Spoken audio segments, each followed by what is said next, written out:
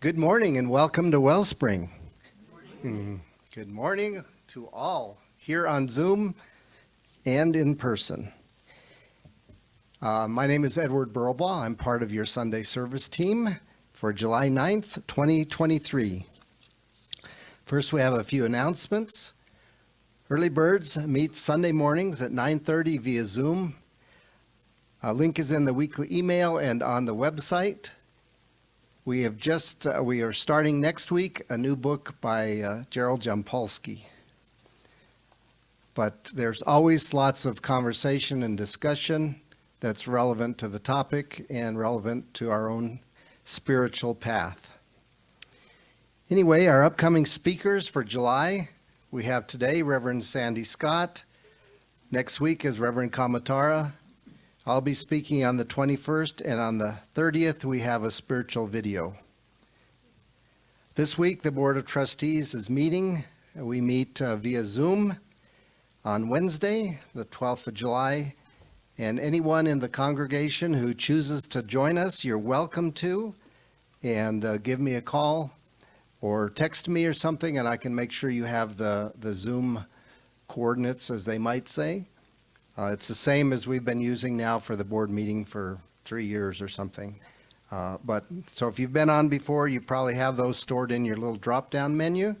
But if you need them, just give me a call or text me and I'll get them to you.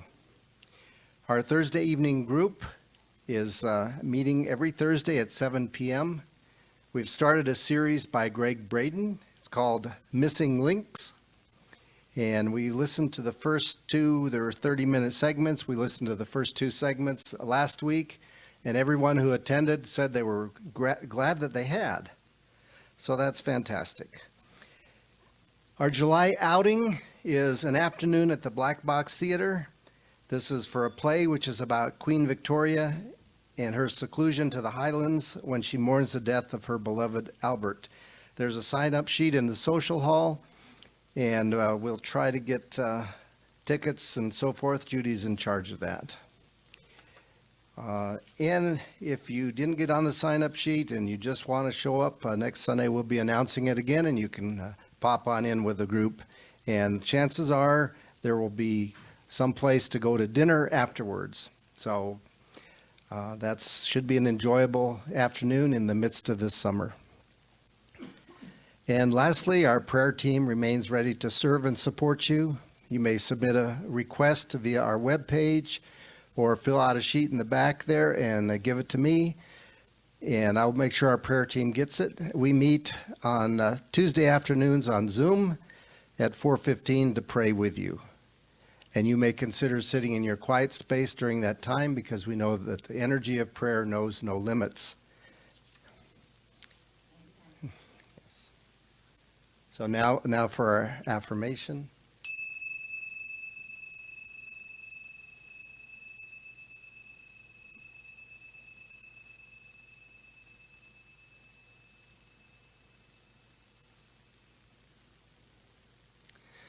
So let's just take a moment and breathe in that spirit which is everywhere and all around us. There is only one spirit, and we are part of that spirit.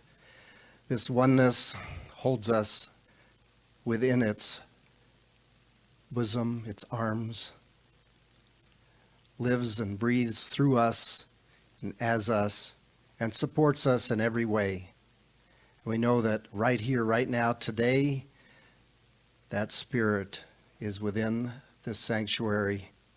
That spirit is within everyone who's attending today and is on Zoom, extends out to everyone, creating this magnificent bubble of energy encompassing all of us individually, then as a group, and then the entire world.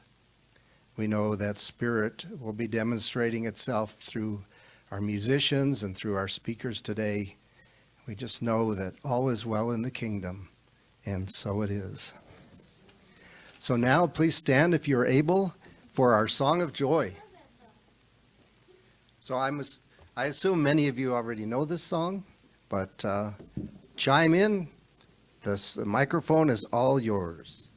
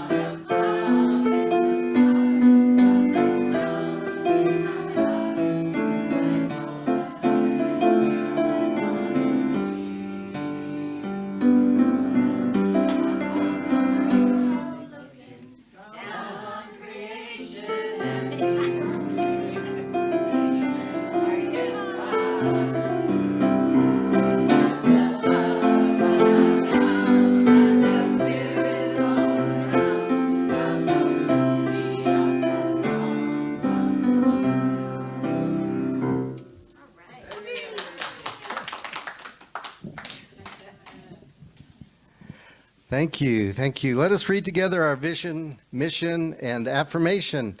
And those of you who might be having trouble seeing up here, it's also in the handout.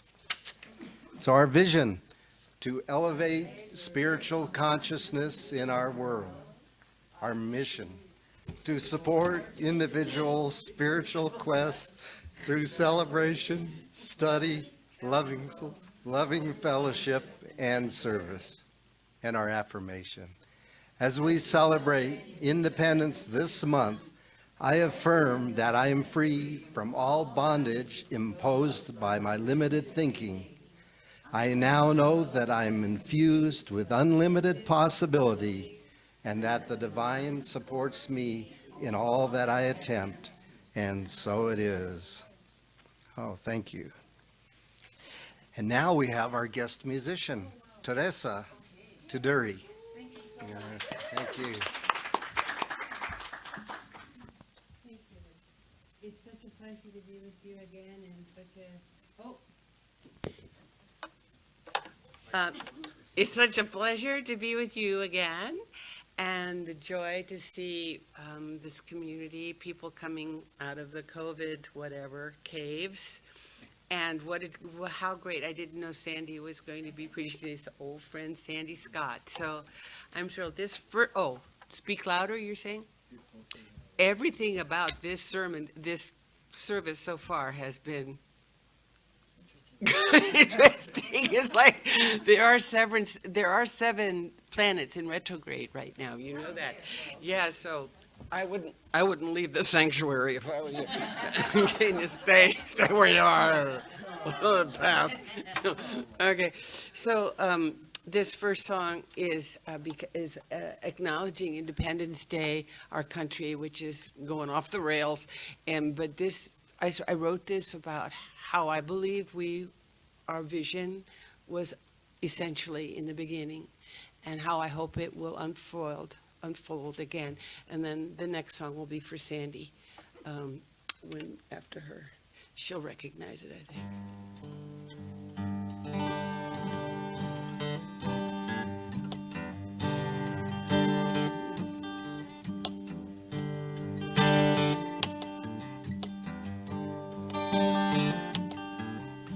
Just before the light began to break,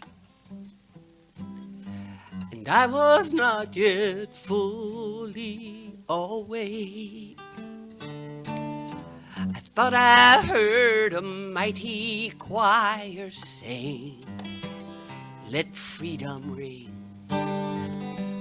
let freedom ring."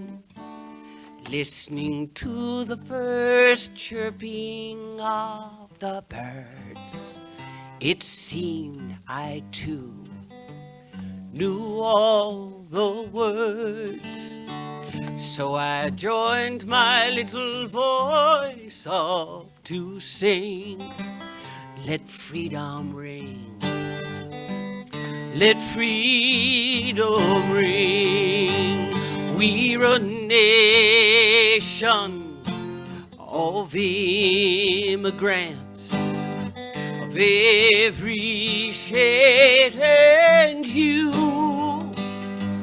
and each one has come with a dream only freedom can make come true.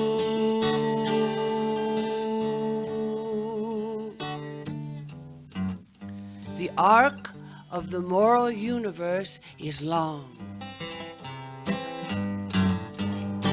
though it bends towards justice. Words spoken by Martin Luther King. Let freedom ring, let freedom ring.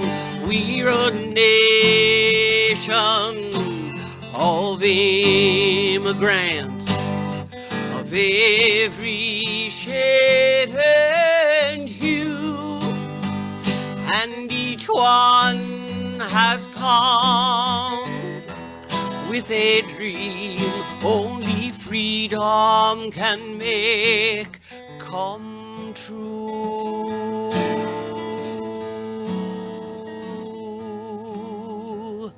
A lady in a harbor lifts her light to guide weary souls through the night. And I know if she could, she would sing, let freedom ring, let freedom ring.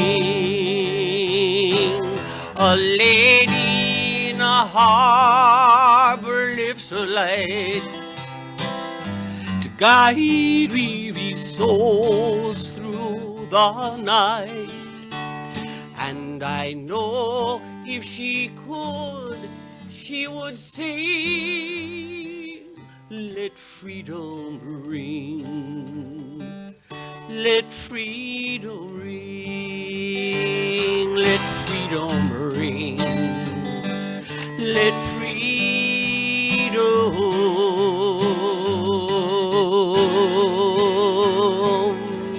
ring, let freedom ring.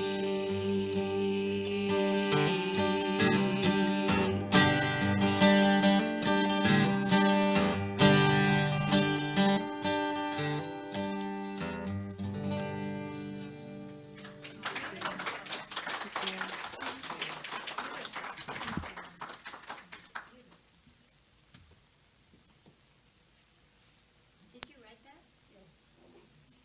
I write them all.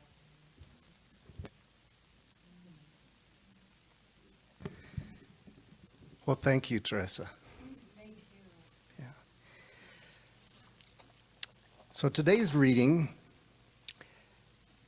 I searched around on the internet a little bit, and I found, and I'm going to take some excerpts from this talk that was given by Ernest Holmes on July 4th, 1937. So it was a great year.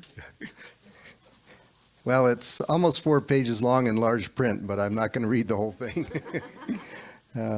I cut it back a little bit, trying not to offend the original intent.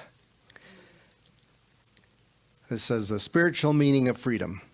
Ever since the dawn of civilization, ever since the first humans began to grasp the significant fact that they were individual beings in a universe that seemed to be more or less hostile to them, the entire search of the human mind, its whole endeavor, has been to get free from evil, from bondage, and the shackles of lack, want, fear, superstition, uncertainty, pain, disease, poverty, and fear of the hereafter.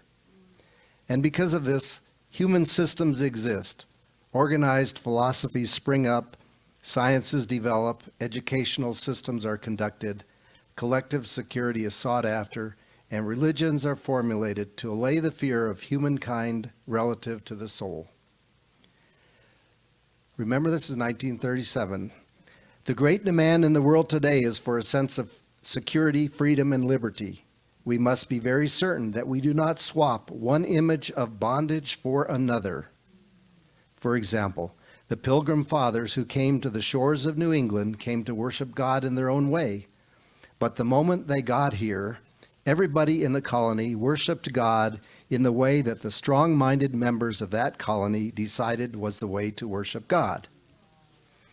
That was not freedom. Even in our newer religions of the last 75 or 100 years, add about 50 to these numbers, very frequently we meet people who say they have now found the truth, and then, unfortunately, a large majority of them disclose that they merely have found an idea they liked and called it the truth because they were egotistical, self-conscious, self-righteous people with an attitude of condemnation toward others. True freedom, true liberty, has something cosmic behind it. If the time has come that modern science has proved that we cannot move a piece of paper without changing the balance of the entire universe, if we have come to the place where we know that the stuff of which our physical bodies are made is the same stuff of which the planets are made, if we have come to the place where such a profound unity is maintained that physicists believe there's no such thing as disunity in the physical world, then we can easily see that the great spiritual leaders of the ages see what the great spiritual leaders of the ages meant when they told us of this greater unity in which we all live and move and have our being, and that the idea of freedom itself is tied up with the true concept of the unity of good. If our nature is one, if God is one, and we know that God must be one, for the universe cannot be divided against itself, then we are all tied into an indivisible unity. We shall have to get back to this unity to find the meaning of freedom. Nothing in any part of this cosmic whole could be considered freedom that would destroy the liberty of some other part of it. That would be self-destruction, would it not? As Jesus pointed out 2,000 years ago, that would be a kingdom divided against itself. The kingdom of God is one kingdom, so we know that true liberty must spring from true unity.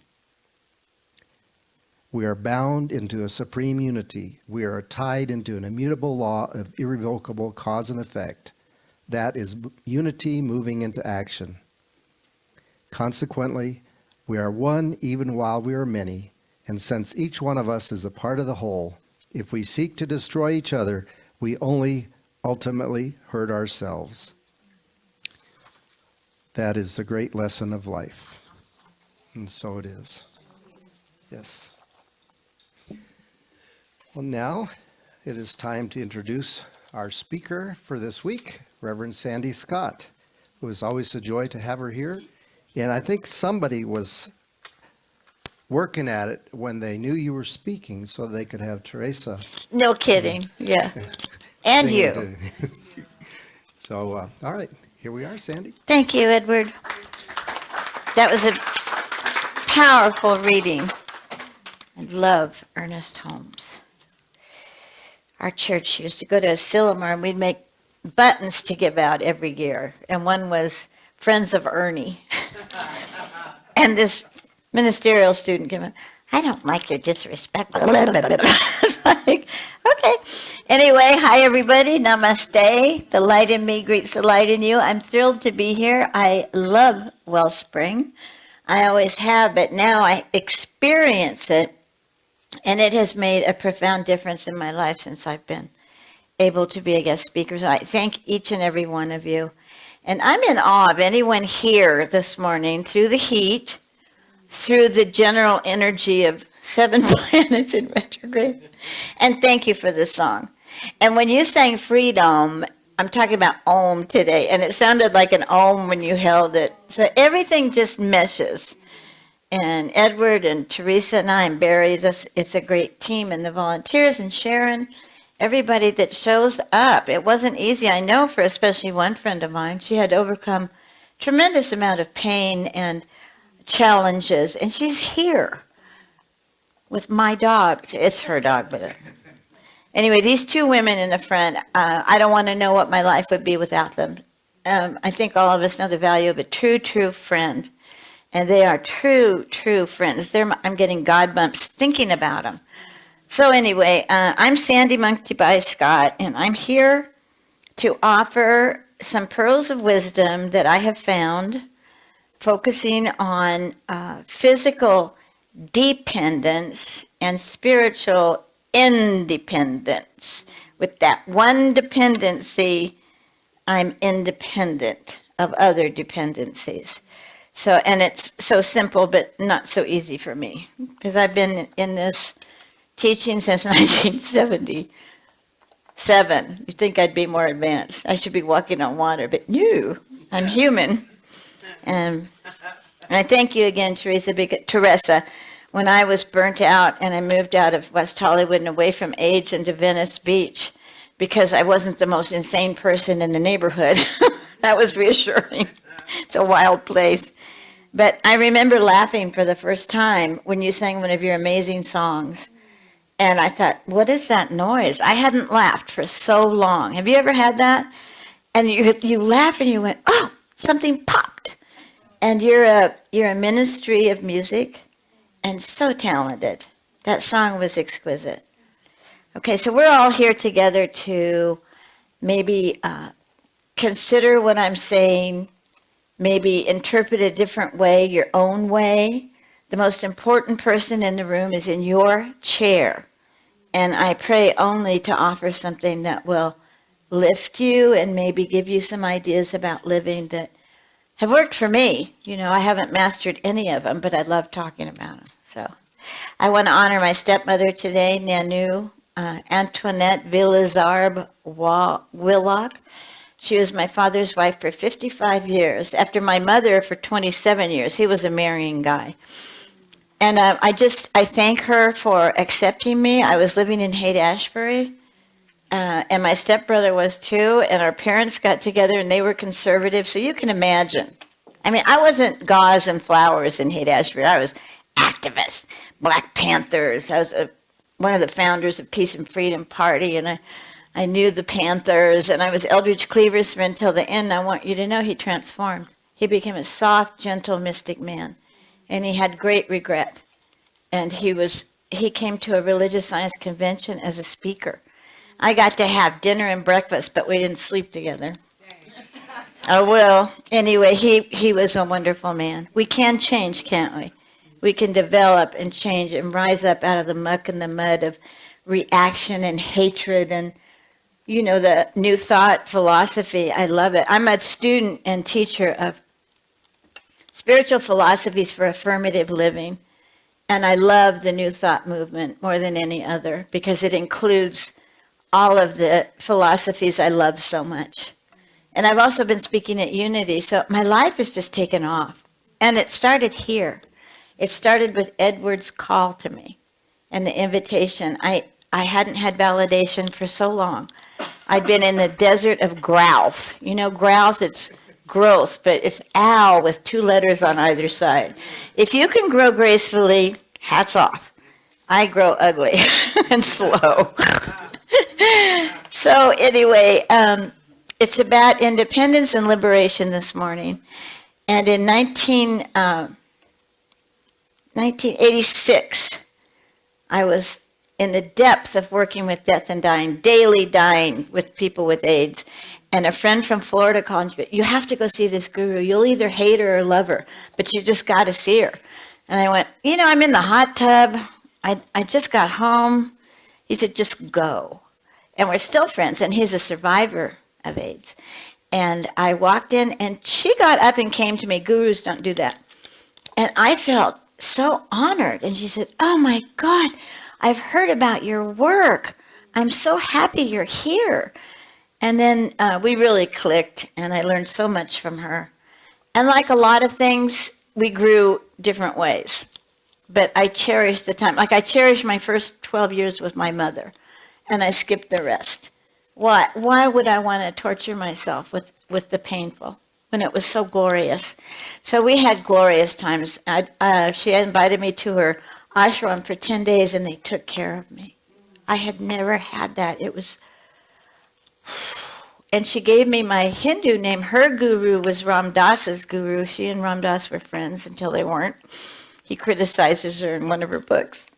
And I always talked to him when he came around, and I said, you know, I had to get away from her too. He goes, Krishna, come over here. She had to get away too. But, you know, you have to leave teachers sometimes. You have to leave people sometimes. It's not fun. But if we establish a frequency that we choose to live on, I refuse to let somebody lower my frequency. There's no point in it. So Ernest Holmes' most profound quote, not the most, but one of my very favorites, was his last speech in that beautiful chapel in Asilomar, Monterey. And he said, you can buy it. It's Sermon by the Sea. It's just, here I am whistling through my fake teeth. A Sermon by the Sea, and it's a booklet you can get. And it was his last lecture there. And what he said was, show me a person who is for something and against nothing. And that has been my key mantra. It's like, what am I for today? I don't want to take a stand against anything. I treasure our country. I think she's in deep mental illness right now, but so was I, and I got out, and she can too. So I have great compassion for our country, the struggle and the separation. I started to say New Thought believes that all problems start with a thought of separation. We used to say separation, but it's just a thought of separation, just a tiny, tiny bit of energy just taking you down. Absolutely just taking you down. So separation, we can see it. When there's a problem, we can see it, can't we? Oh, this person doesn't know who he or she is. This is a deeply wounded person and needs love. You know, when I heard that you can't be angry without being hurt first, that really opened the door for me. And one last thing is Jean Houston says that in her book, Search for the Beloved, I got to be with her and we became friends. And she says that problems are sacred wounds. Challenges are sacred wounds, and they're piercing your being, opening, filleting you open. And the choice is to stay open and be with it, like Aurobindo says, overcome and overcome till we become. Stay with it, move through it, live a greater story. Or slam shut, harden, crystallize into anger and stuckness and contraction. Or we can expand, we can lean into it, not alone, for me, thank you.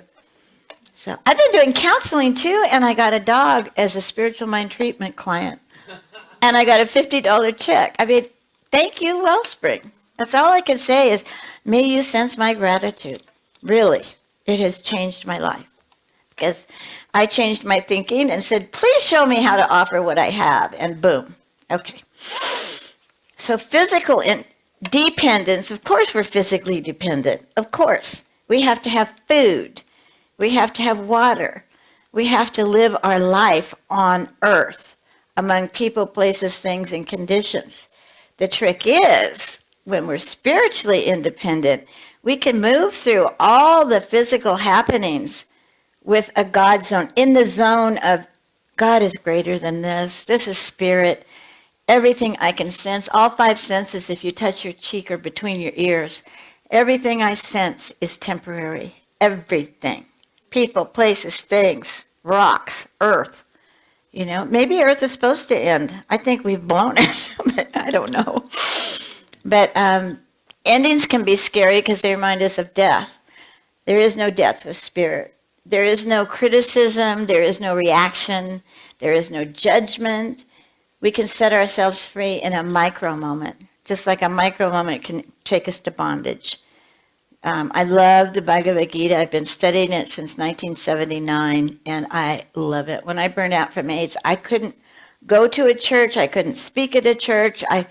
I was done. And all I could do was move to Dog Beach and Ocean Beach, San Diego, and walk my dogs, go to the Krishna temple, and chant. You don't ask for prayer there. You just say, I'm here. You just show up and you chant. Chant and be happy. So I just chanted, and that was the only healthy vibration I had. And I just kept chanting and loving my dogs. And I couldn't counsel people because I'd been with death so long that a hurt feeling just didn't get it for me. I just didn't want to be there for your dented feelings. Now your dented feelings matter a lot because you've been hurt, and there's an answer to the hurt. And all I want to do is fan your inner flame and take off this morning with what I offer or not. Okay? So one Hindu teacher calls our bodies matter envelopes. We're just containers. We're just containers. And we can either focus on the physical or the spiritual, or just love the spiritual. Like when I started to lose weight, I had to accept my body just as it was and just as it was not. That's the beginning. When we stop contracting with judgment on ourselves and open up to, this is the way I am. God made me. I didn't make me. And whatever made me fat didn't happen to me. It didn't happen to spirit, who I am. It happened to my body. Temporary. And there are people that shouldn't lose weight. My God, Oprah Winfrey has people to do everything but eat for her. And, she's not thin, and I don't think she's supposed to be. It's like, look at your inheritance. Everybody isn't supposed to be thin at all. And I didn't have a target weight, and I don't diet. I weigh every morning, and if I weigh too much, I eat less, move more, period. Okay? And that's not for everybody at all. So what's interesting is megahertz. At night, I choose the megahertz of music. And what's cool is what I discovered. This is my PowerPoint. I have very sophisticated teachings. Okay, so what's really interesting, it may or may not be true. I'm moving. You're so great with the sound and camera and mic, and I'm so glad everybody's here on Zoom, and that's why I have props too. So 432 megahertz is the frequency of, guess what? The universe and ohm. Isn't that cool? And all you have to do is Google 432 megahertz, and music comes on, and definitions come on. And what's interesting is megahertz represents 1 million megahertz, and it is a measure for electromagnetic radiation and vibrations. So that's what we are. We're containers of electromagnetic radiation and vibrations. That's all we are, living in a body. Isn't that interesting? And also, I have fig leaf here because did you happen to see on YouTube that they put sensors on a fig leaf? They poured water on her and she started to sing. And it was the music I heard in around 1980 after a rebirth, after going out there, and I heard music. And I think it was that same music. It was the music of the universe. And we can tap into it with 2 letters, Om. It's in home, it's in welcome, it's in freedom. I love the word Om because it doesn't have history, and it's usually not a buzzword unless you're a rigid whatever, but it is chanted by so many millions of people. And so when I do Om, I tune into the Om in the universe with everybody saying Om at that moment, and there always is. Okay, and the M is important. Om, Om, Om, Om, Om, and I'm home. When I get contracted, I breathe in Om and out Shanti, Shanti, Shanti. If you want to hear Vedanta in its purest form, Hindu philosophy, Swami Sarvapriyananda is this rascal monk, Swami, on video. And he's fun and clear and fabulous. He's just so cool. He's the president of Vedanta Society in New York. And he talks about the Gita and the Upanishads. It's wonderful. So I want to read something from the Gita. Bhagavad Gita, Song of God. That's all it means. It's not a big hippie Hindu, rah, rah, rah, whatever. Okay. So it says in the Gita, I have like 18 of them, different translations. Okay, it says in 21:15, "Oh, best among best among men, the person who is not disturbed by happiness and distress and is steady in both is certainly eligible for liberation." And I started to say, Neem Karoli Bobby, through Ma Jaya Bhagavati gave me the name Mukti Bai, which means Mukti is pearl or liberation, and Bai is sister. So I'm sister of liberation. And I feel like when I fan your flame, we're going for liberation from whatever may be thinking you're not fabulous. Whatever's in the way, let's dissolve it, okay? So this is chapter 5:24. One whose happiness is within, who is active and rejoices within, and whose aim is inward, is actually the perfect mystic. He is liberated in the Supreme, and ultimately he attains the Supreme. So Ernest Holmes defines mystic as a person who senses God directly. No minister, no podium, no not. Just, you have it. Just breathe into it. Think of something you just adore that you didn't make. You know, looking up at the organs, looking at my dogs, looking at my rascal Loopy. She's Loopy. And she's just hilarious. I put her on Facebook this morning. I invited people here. Okay, so that's megahertz. Then it's all about energy for me. Infinite energy is life for me. Infinite energy is expressing through Sandhi as life at any given moment. My thoughts regulate the frequency of infinite energy. I tap into infinite energy, establish a frequency that I want to express and experience life on, and make a pledge to stick with it no matter what. No matter what. This is the frequency. Oh, is this the frequency? No. Get up. Okay, so E equals MC squared. I had the biggest revelation a few years ago at Coas Bookstore, which is dangerous for me. It's a money minefield. But I bought in my later years by Albert Einstein. And I never tried to, megahertz, E equals MC squared, no thank you. But his book made it so clear. E, infinite energy, equals matter at whatever velocity, the two. Is that cool? So then he explains that it's infinite energy, equals means the condition of the current energy, the conditions, like a phone call you don't want, that's a condition, and the energy can go this way, or you get a phone call that lifts you up like from Edward, boom, and then it becomes matter at the velocity of how you are interpreting what's going on. Is that cool?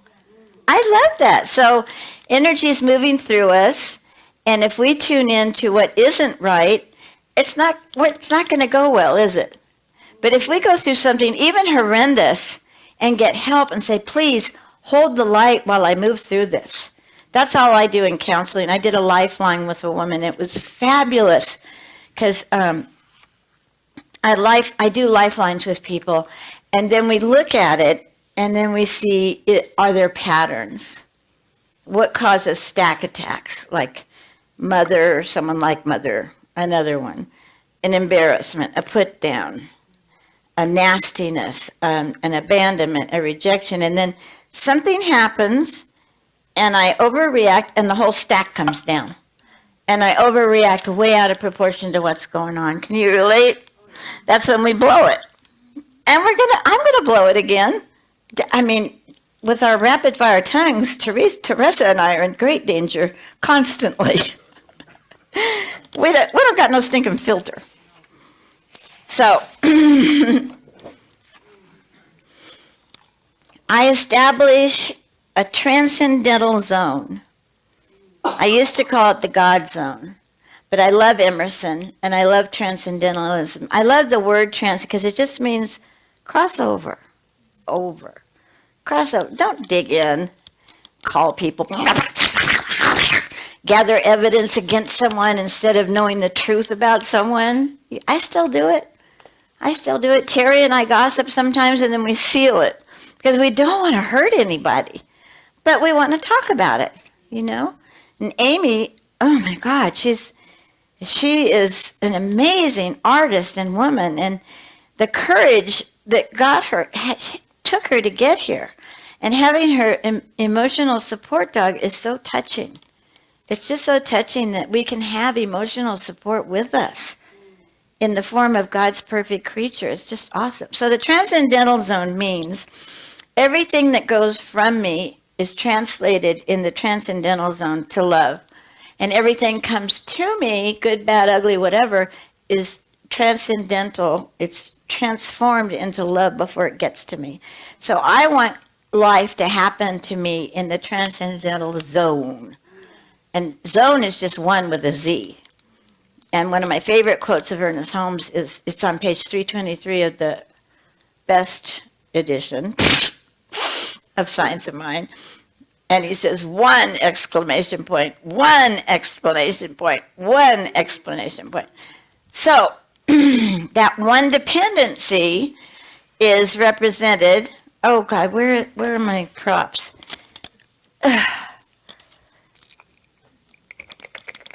Last time you got bees. Now don't be alarmed because they're frogs. I hope you like frogs, but I love them. I just always played with them. When I would pick up a bullfrog and he'd pee on me, I thought it was because he was excited.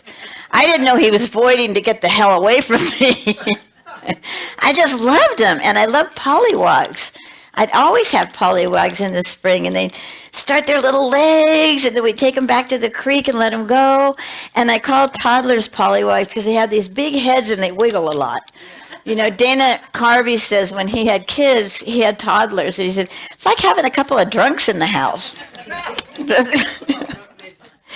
Anyway, so I don't remember where I was taught this, but frog, forever reliant on God, or whatever word you use. I like Brahman, because in Vedanta they say Brahman for God. But because God can be a buzzword, unfortunately. It can be used as ammunition instead of liberation, So whatever word you want to use here, but that's frog. And that's to remind me that I just need one reliance to be free of everything else. I do not have to be at the effect of my life. And I will be, but I know what to do with it, and I do it sooner. Progress, not perfection. Okay, isn't that cool? And then I put a ribbit. So let's say ribbit. Ribbit. Okay, now you're going to get a frog. Don't turn into one. Would you like to pass them in? There, you pick a color you want, whatever you want. And just, it's a mindful reminder, like the little bee we gave out. Like Sharon said that you guys keep yours out. That's so cool. And I keep mine in my wallet, and she loses her rhinestones, but I've lost mine too, so. I don't got no stinking rhinestones anymore. But I love, even though I look like beef jerky and Birkenstocks, I love dressing up anyway. And, I bought this blouse. I was so jazzed. I just loved it, loved it, loved it. Then I got this horrible rash 2 weeks ago. It was painful and horrible and awful. And I suffered, and Amy helped me. And then finally, one of my spiritual Lord and Saviors, these two, Terry said, let's go to urgent care, and I got help.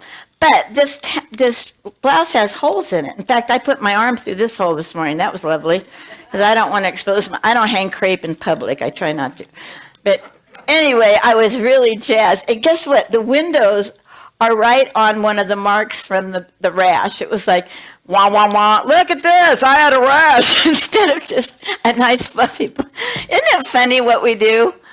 And I wore this today because it's hot, so let's go to the tropics, So I dress for joy now. I really don't dress for attention anymore. I try to bring joy with what I wear. So that transcendental zone can be maintained by frog, forever reliant on God. And am I leaning on myself? Am I into my own bright idea, which is temporary and often disastrous? I call my monkey mind Greta. When she gets the microphone, things go bad fast. I say, okay, Greta, I gave it to you. I'm sorry. Go nap. Go take a nap. So anyway, I pray that you accept yourself just as you are and just as you are not. Because you're doing your best. You always have. Have you ever done your worst? My bumper sticker, I won't say the word, but I use it a lot anyway. My bumper sticker I want to have made is, do your best and blank the rest.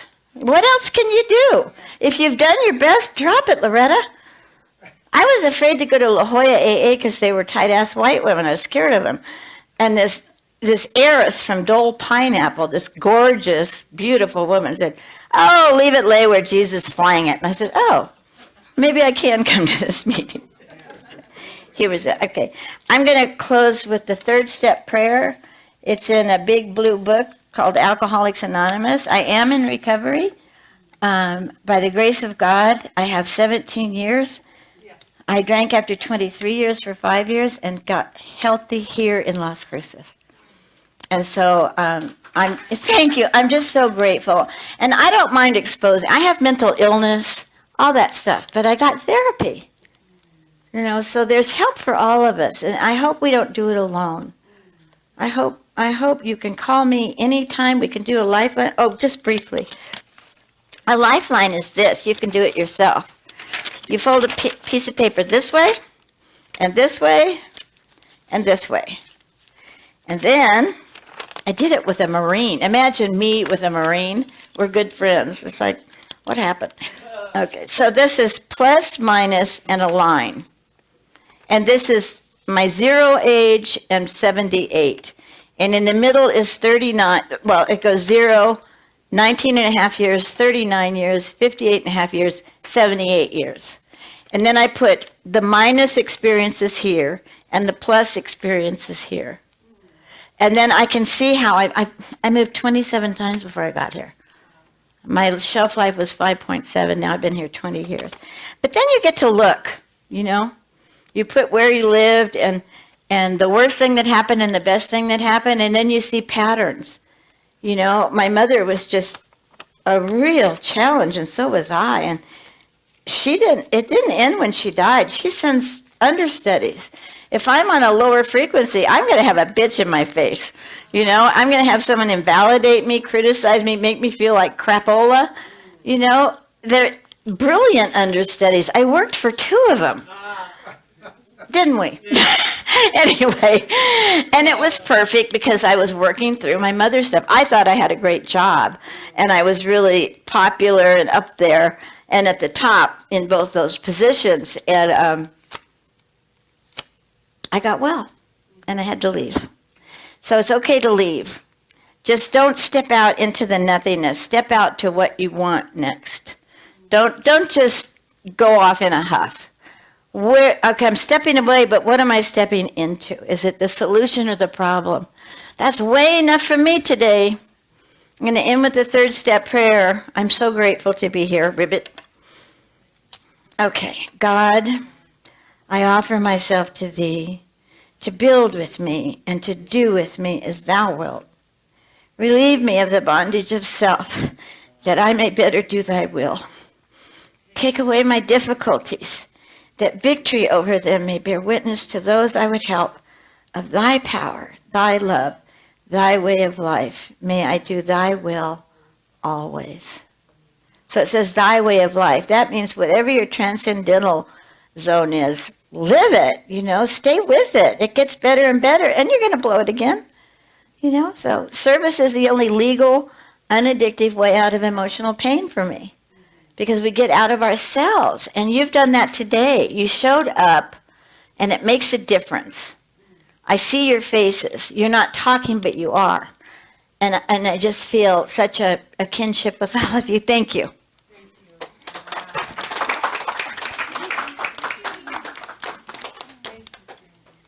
You're welcome. It's okay, huh?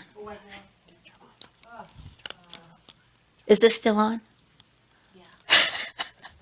I'm going to tell you a secret, Nun. Oh, there's my ring. I lost my ring and it's in a bowl. Oh, how typical of you. That's so you. Your humor. Oh, Lord. Would you turn this off? What a wonderful message, Sandy. Thank you so much. Thank you. And it's funny that I've chosen this song for the day. I didn't know Sandy was going to be here, but I wrote this during the time. I want to cry. I wrote this during the time that Sandy was talking about you know, when we were experiencing a real pandemic, and you know, the AIDS crisis in Hollywood. We were working there, and Sandy was the spearhead of an incredible, what do you call it, a commitment to life in the face of what appeared to be death. And we had to confront death every day. Beautiful young people, and we just were there to minister. Now, I only went and sang in the hospices. Sandy got me involved in Carl Bean, which was a hospice there. And I sang there and all the other ones too, and hospital beds, etc. But Sandy was so on the front lines, like nobody I've ever seen. And so when she talks about the challenges of staying in your body on this plane, it's not easy, as we all know. Having a human body is the biggest challenge of all to the great spirit that we all have, because we're torn. We think this is real. You know, it feels so real. And sometimes it feels so good. That's been a while. But in the old days, it felt very good. But this challenge, we're all meeting it together. And I loved your talk today. It was so from the heart and so from experience, and the kind of experience that most people won't have. We're grateful that you come back from the front lines to report. Thank you.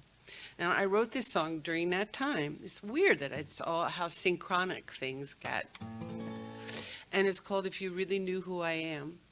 And it was about owning, I guess, your true spiritual identity.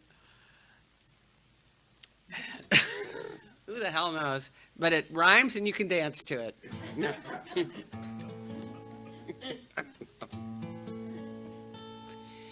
If you really knew who I am, you'd rise up in bliss. In a moment like this, you'd be set free.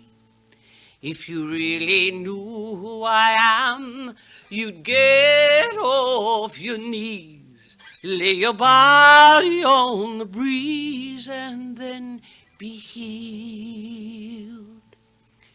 If you really knew who I am, your soul would skim the tide. Like an eagle, it would glide its way back home.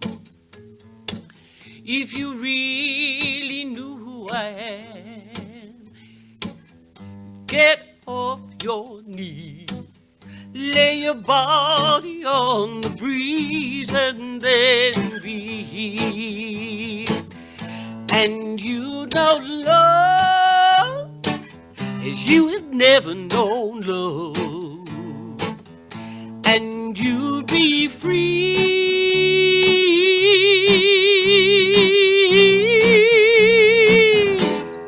Ah, if you really knew who I am, there'd be roses in bloom in the room that we'd go and say sweet prayers. If you really knew who I am, there'd be candles aflame in the temple to my name, and there we'd pray. And you'd know love as you have never known love, and you'd be free.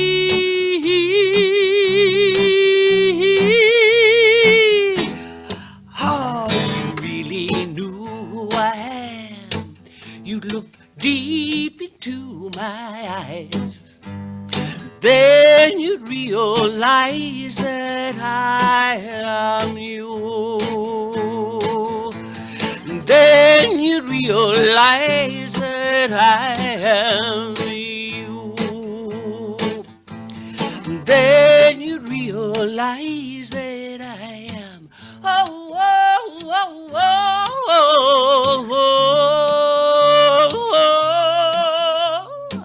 oh, oh, oh. Then you'd realize that I am you. Thank you. Thank you.